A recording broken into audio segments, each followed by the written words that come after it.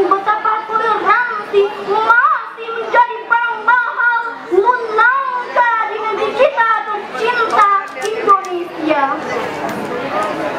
Terlepas dari apa yang menjadi kerusakan itu, kita sepakat bahwa tindakan tersebut semestinya tidak terjadi di negeri yang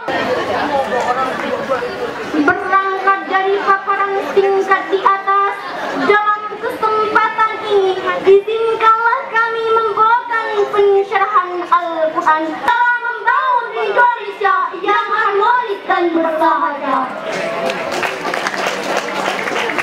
Dengan landasan firman Allah Subhanahu wa ta'ala.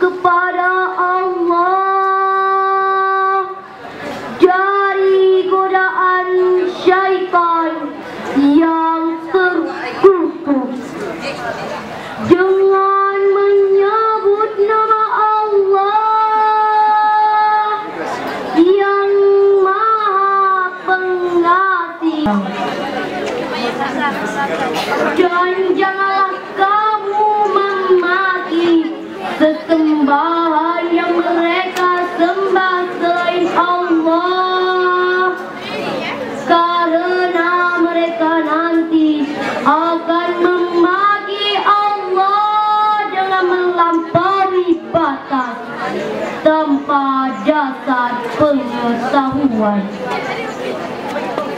Demikianlah kami jadikan setiap umat menganggap baik pekerjaan mereka, lalu kepada Tuhan tempat mereka kembali. Kemudian Dia memberitahukan kepada mereka apa yang telah mereka kerjakan.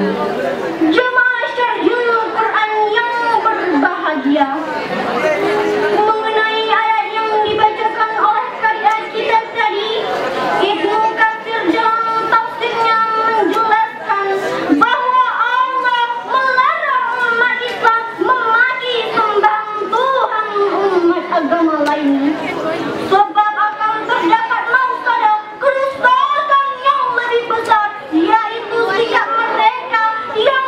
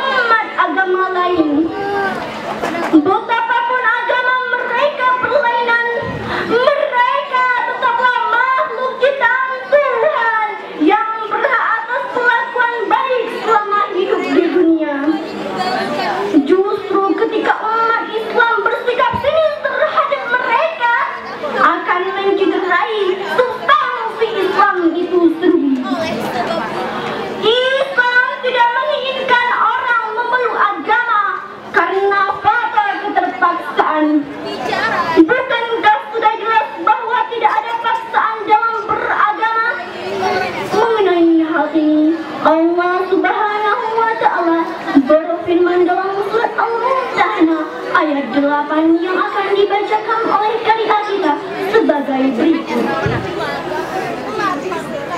La